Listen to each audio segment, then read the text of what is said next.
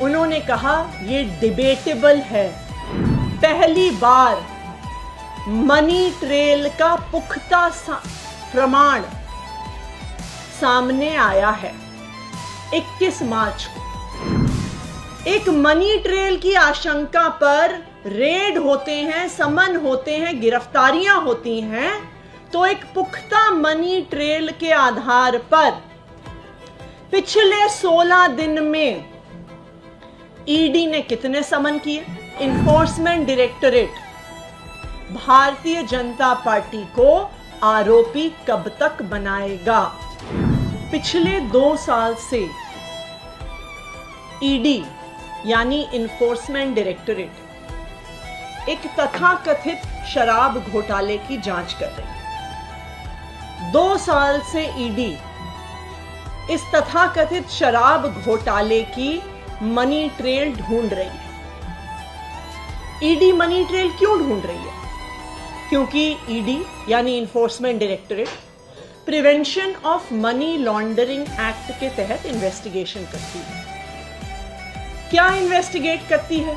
Money laundering का क्या मतलब हुआ कि कहीं से भी अगर कोई गलत तरीके से किसी ने पैसा लिया है तो वो कहां गया, किसके पास गया, कैसे इस्तेमाल हुआ, किसने इस्तेमाल किया, इसकी जांच करना ईडी का काम है। 2 साल से आम आदमी पार्टी से जुड़ी मनी ट्रेल को ईडी खोज ही रही है।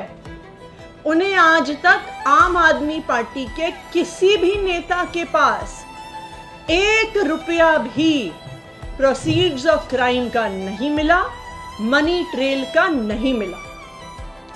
जब ये बात सुप्रीम कोर्ट गई तो सुप्रीम कोर्ट ने भी बार बार ईडी से पूछा कि आम आदमी पार्टी से जुड़ी हुई मनी ट्रेल कहां है, मनीष सिसोदिया से जुड़ी हुई मनी ट्रेल कहां है, संजय सिंह से जुड़ी हुई मनी ट्रेल कहां है, और इस पर ईडी के पास कोई जवाब नहीं था। सुप्रीम कोर्ट ने अपने आदेश में बहुत स्पष्ट तौर पर कहा था कि जिस 100 करोड़ की मनी ट्रेल की ईडी बात कर रही है, जो आम आदमी पार्टी को वो कह रहे हैं गई है, जस्टिस संजीव खन्ना ने कहा कि ये मनी ट्रेल साबित नहीं हुई। उन्होंने कहा ये डिबेटेबल है, यानी ये संदेहास्पद है, इसको साबित नहीं किया गया। संजय सिंह जी के बेल के समय जब मनी ट्रेल पर सवाल उठे तो ईडी के पास कोई भी जवाब नहीं था कि आम आदमी पार्टी से जुड़ी हुई मनी ट्रेल कहां है। लेकिन इस पूरे केस में मनी ट्रेल ना मिलने के बावजूद आम आदमी पार्टी के कई नेताओं को गिरफ्तार कर लिया गया। मनीष सिसोदिया जी को गिरफ्तार किया गया, संजय सिंह जी को गिरफ्तार किया गया, यहां तक कि अब दिल्ली के मुख्यमंत्री अरविंद केजरीवाल जी को भी गिरफ्तार किया गया, सिर्फ और सिर्फ ईडी की एक मनी ट्रेल की आशंका पर। लेकिन 21 मार्च 2024 को इस लिकर पॉलिसी इन्वेस्टिगेशन में, इस लिकर पॉलिसी केस में पहली बार मनी ट्रेल का पुख्ता प्रमाण सामने आया है 21 मार्च को कि किसने पैसे लिए, किसको दिए, कहां दिए, कब दिए, वो पैसे कहां गए, इसका पुख्ता प्रमाण 21 मार्च 2024 को सामने आ गया है। आज उस बात को 16 दिन हो गए। तो जब एक मनी ट्रेल की आशंका पर रेड होते हैं, समन होते हैं, गिरफ्तारियां होती हैं, तो एक पुख्ता मनी ट्रेल के आधार पर पिछले 16 दिन में ईडी ने कितने समन किए, ईडी ने कितने रेड किए, ईडी ने कितनी गिरफ्तारियां करी? और इसका जवाब यह है कि ईडी ने कुछ नहीं किया, क्योंकि ये मनी ट्रेल शराब कारोबारी शरत रेड्डी से भारतीय जनता पार्टी के अकाउंट में जा रही है। तो मैं आज ईडी से कुछ सवाल पूछना चाहती हूं। मेरा सबसे पहला सवाल इन्फोर्समेंट डायरेक्टोरेट से कि पिछले 16 दिन में जब पुख्ता प्रमाण शराब कारोबारी साउथ लॉबी के शरत चंद्र रेड्डी से 55 करोड़ के चंदे का भारतीय जनता पार्टी को दिया गया, उसका जब एक पुख्ता प्रमाण आ गया है तो पिछले 16 दिन में इन्फोर्समेंट डायरेक्टोरेट ने इस पे क्या जांच करी है, कितने समन भेजे हैं, कितनी रेड करी है और कितनी गिरफ्तारियां करी हैं। ये है मेरा ईडी से पहला सवाल। मेरा ईडी से दूसरा सवाल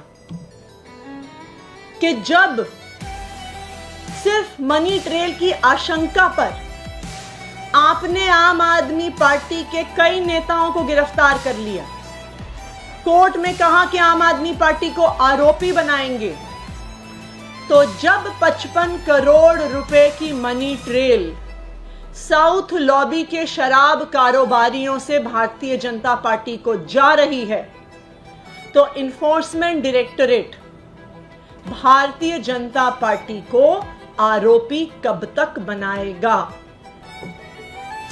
मेरा ईडी को तीसरा सवाल